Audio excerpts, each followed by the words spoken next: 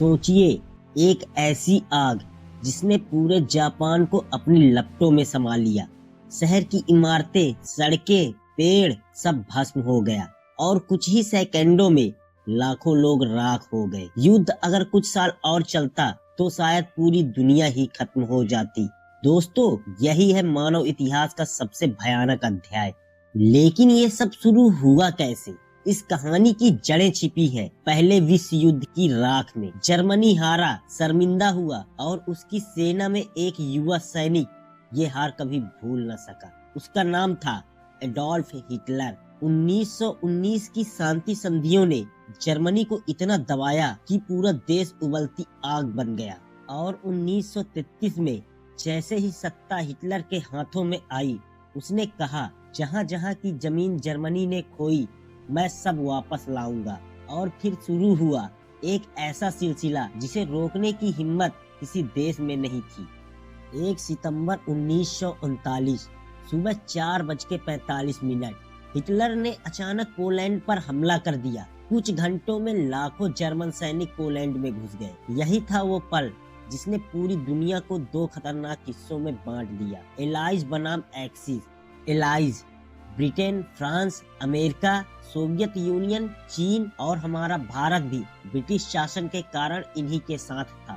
लेकिन इतिहास का सबसे दिलचस्प मोड़ ये था कि नेताजी सुभाष चंद्र बोस अपनी आजाद हिंद फौज के साथ जापान और जर्मनी की तरफ से लड़ रहे थे। एक तरफ भारत ब्रिटेन के साथ लड़ रहा था और दूसरी तरफ नेताजी ब्रिटेन के खिलाफ। उधर यूरोप में हिटलर तूफान की तरह आगे बढ़ रहा था। Norway, Denmark, Belgium, Netherland, Luxembourg सब कुछ ही महीनों में हिटलर के कब्जे में आ गए और सिर्फ 15 दिनों में फ्रांस भी गिर गया। अब यूरोप का लगभग पूरा नक्शा हिटलर के पैरों तले था, सिवाय एक जगह के, ब्रिटेन।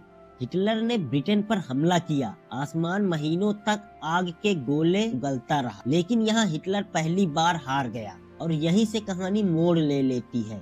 उसने बिना वजह रूस पर हमला कर दिया और ये उसकी सबसे बड़ी गलती साबित हुई। रूस के बर्फीले तूफान में नाजी सेना टूटती गई, गिरती गई और लाखों सैनिक वहीं दफन हो गए। इधर जापान एशिया में आग लगा चुका था और 7 दिसंबर 1941 जापान ने अमेरिका के पर्ल हार्बर पर हमला कर दिया और अमेरिका भी मैदान में उतर आया। फिर जो हुआ उसने इतिहास बदल दिया। अमेरिका, ब्रिटेन और सहयोगी देशों ने यूरोप में घुसकर जर्मनी को घुटनों पर ला दिया। हिटलर का अंत नजदीक था। 30 अप्रैल 1945 उसने खुद को गोली मार ली। यूरोप में युद्ध खत्म, लेकिन एशिया अभी भी जल रहा था। जापान ने हार मानने से इनकार कर दिया। अमेरिका ने चेतावनी दी, पर जापान नहीं झुका। और फिर आया वो दिन, 6 अगस्त 1945, हिरोशिमा। इतिहास की सबसे भयानक चमक, लिटिल बॉय, जिसने लगभग 2 लाख लोगों को पल भर में राख बना दिया।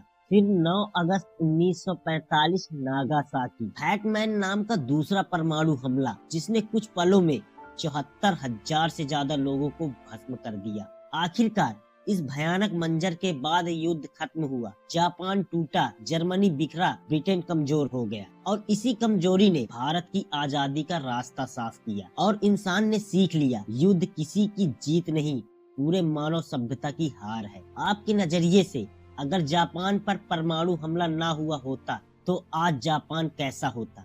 हमें अपनी राय कमेंट बॉक्स में जरूर दें। और वीडियो में दी गई जानकारी अच्छी लगी हो तो ऐसे ही रोचक जानकारी के लिए इस चैनल को सब्सक्राइब करना ना भूलें।